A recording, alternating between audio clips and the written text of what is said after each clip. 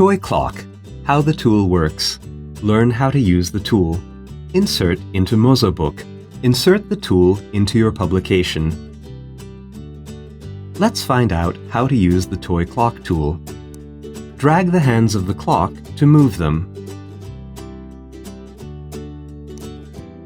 The hour and minute hands can be moved separately.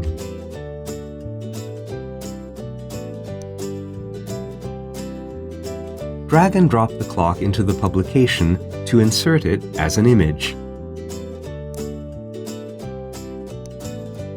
Resize the image if you like.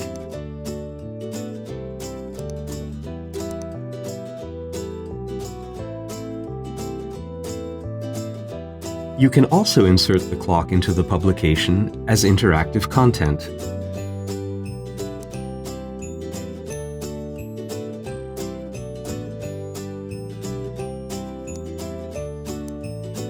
Visit our website for further information on mozaBook tools.